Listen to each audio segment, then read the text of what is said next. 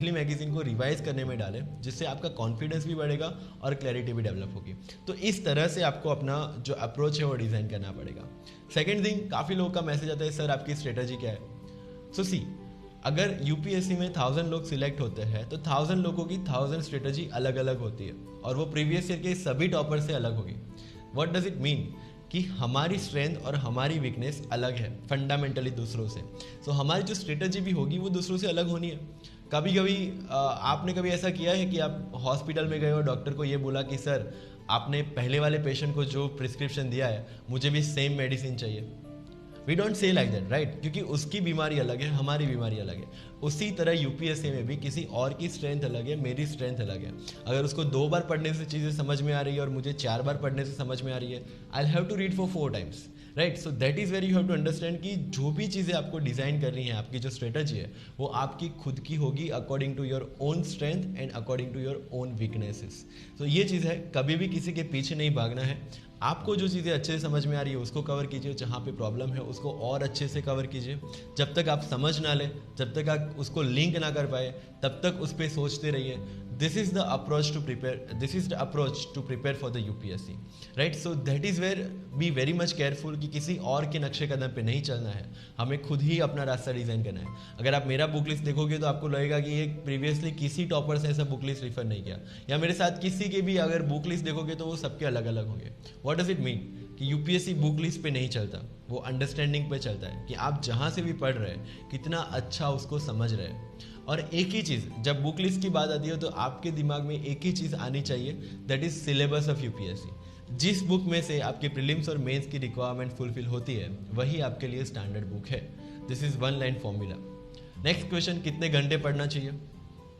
तो एक simple formula देता हूँ। जब भी रात को सोने जाओ अपने आप से पूछो कि आज मैंने कितना टाइम वेस्ट किया। जब वो वेस्ट होता हुआ टाइम कम होता जाएगा, you are on the right track for the preparation. इसमें कोई फिक्स नहीं है कि 8 घंटे पढ़ना चाहिए या 15 घंटे पढ़ना चाहिए। हाँ, आप जितने घंटे पढ़ रहे हो, give your maximum input, you will get the optimum output, right. So यही चीज़ आपको ध्यान में रख के जाना है कि आप जो भी एफर्ट्स डाल रहे हैं, you must get something out of it. अब प्रिपरेशन प्रीलिम्स की करें या मेंस की करें या इंटरव्यू की करें, सी, प्रीलिम्स आपको सिर्फ क्वालिफाई करता है। आपकी जो सर्विस अलॉट होगी, आपके जो कैडर अलॉट होगा, वो आपके मेंस और इंटरव्यू के मार्क्स पे डिपेंड करता है। तो आपको भागना है मेंस और इंटरव्यू के पीछे। जब आप मेंस के हिसाब से पढ़ते हैं, आप प्रीलिम्स का 70% सिलेबस ऑलरेडी कवर कर चुके हैं। आपको बस चाहिए प्रैक्टिस।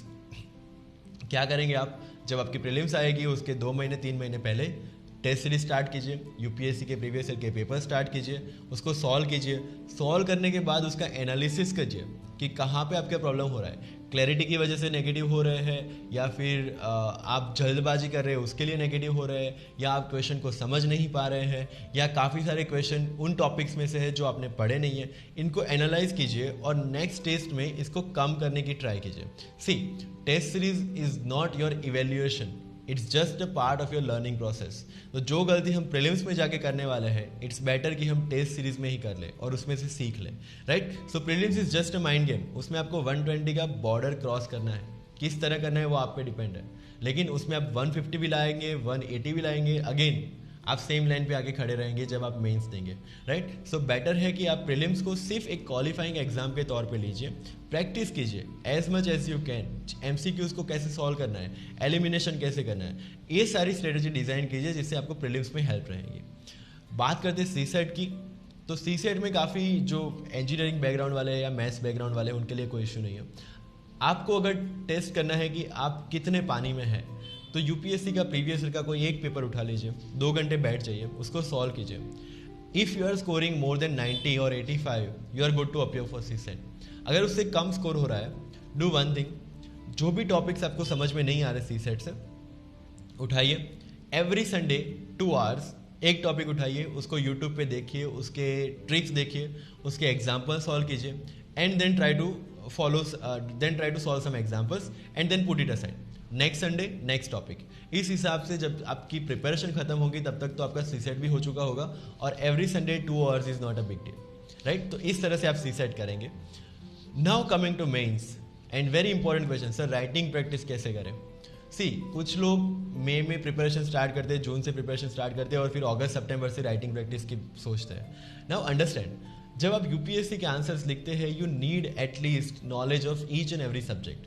2 महीने में 3 महीने में आप नहीं कर पाते। तो आपकी जो मेंस की राइटिंग प्रैक्टिस है वो कब स्टार्ट होगी, जब आपका सिलेबस एक बार ख़त्म हो जाए, जब आप चीज़ों को समझने लगे। सो मेरे लिए तो ऑप्टिमम टाइम है after your prelims you get enough time to write the answers. अब राइटिंग प्रैक्टिस कितनी करें तो it again depends on you. See 3 चीज़ें हैं, एक स्पीड, एक हैंड राइटिंग, एक कंटेंट। आपको समझना है कि आपकी स्ट्रेंथ कौन सी है, आपकी वीकनेस कौन सी है। फॉर एग्जाम्पल मेरे लिए स्पीड और हैंड राइटिंग का इश्यू नहीं था, so I only focused on content. So मैंने हार्डली 4 पेपर लिखे थे बिफोर माई मेंस, और इस मेंस के पहले तो एक भी नहीं लिखा था, right. So it depends on you. अगर आपको लगता है कि आपकी स्पीड कम है, यू मस्ट राइट एटलीस्ट इतने पेपर्स जहाँ पे आपकी स्पीड इंप्रूव हो जाए। तो अगर किसी टॉपर ने 50 पेपर लिखे हैं, दैट डजंट मीन कि मुझे भी 50 पेपर लिखने पड़ेंगे। I take the decision according to my situation. Handwriting matter करती है या नहीं करती है? Yes, according to me it does matter. जितना आप एग्जामिनर को कन्वीनियंट चीज़ें देंगे उतना ही उसका माइंडसेट आपके हिसाब से चलेगा। सो इन शॉर्ट, अगर आपकी हैंड राइटिंग इतने अच्छे नहीं है, you need to improve that. कैसे करेंगे? स्टार्टिंग में जब आप आंसर लिख रहे हैं टाइम पे फोकस मत कीजिए, क्वालिटी पे फोकस कीजिए। ग्रेजुअली फिर जब आपके लगे कि आपके हैंड राइटिंग अच्छे होने लगे हैं, then focus on the speed. See everything will take a time, तो आपको उस हिसाब से ही चलना है। आपको लगता है कि आपका हैंड राइटिंग इंप्रूव करना है, you will have to give some time, you have to do the practice. तो अगर हैंड राइटिंग इशू है तो आई विल आस्क यू कि आप प्रीलिम से पहले ही लिखना स्टार्ट कीजिए, जिससे होके आपकी जो हैबिट है वो चेंज हो पाए।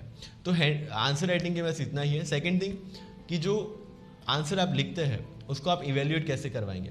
स्पेसिफिकली जो लोग वर्नाक्युलर लैंग्वेज में लिख रहे हैं, अपनी नेटिव लैंग्वेज में लिख रहे हैं, सी बेस्ट ऑप्शन इज कि आपके साथ जो लोग प्रिपरेशन कर रहे हैं उनसे ही आप इवेल्यूएशन लीजिए। वो लोग क्या करेंगे, आपको पॉइंट्स देंगे कि आपने ये मिस किया, आपने ये वो मिस किया। अब आपको एनालाइज करना है कि इसमें किसको प्रायोरिटी देनी है, किसको नहीं देनी है। इट्स नॉट दैट कि हर टाइम आपके जो एस्पिरेंट्स, आपके जो फेलो एस्पिरेंट्स है वो सही होंगे। No, you have to decide कि ये पॉइंट्स जो आपने मिस किया वो लेना चाहिए था या नहीं लेना चाहिए था। सेकेंड थिंग, अगर आप मॉडल आंसर से उसको कंपेयर कर रहे हैं जो टेस्ट सीरीज वाले देते हैं, बिलीव में अगर आपका आंसर 30-40% भी मैच हो रहा है then you are good to go, because वो लोग 20-25 सोर्सेज मिला के एक आंसर बनाते हैं। हमें ये ज़रूरी नहीं है कि हम उतनी सारी चीज़ें याद रख पाए। तो अगर 30-40% भी आपका आंसर मैच हो रहा है, you have written good answer, believe me, right. और ग्रेजुअली प्रैक्टिस के साथ वो चीज़ें इंप्रूव होगी। ऐसे की राइटिंग कब से स्टार्ट करें? अगेन प्रीलिम्स के बाद, प्रीलिम्स और मेंस के बीच में आपके पास 4 महीने। हर एक संडे अगर आप एक ऐसे लिखेंगे या हर सैटरडे संडे 2 ऐसे लिखेंगे, फिर भी you will have enough practice. उसके लिए आप एक चीज़ कर सकते हैं कि प्रीवियस ईयर के जो भी टॉपर्स के पेपर्स अवेलेबल हैं कोचिंग क्लासेस के, उसको देखिए, उसको समझिए, फ्लो कैसे मेंटेन किया है, कंटेंट कैसे लिया है, कितने डायमेंशंस कवर किए, और फिर आप लिखना स्टार्ट कीजिए। फर्स्ट ऐसे जो आपका होगा, आई एश्योर यू कि बहुत ही आपको लगेगा कि ये क्या लिखा है मैंने, लेकिन वही शुरुआत है।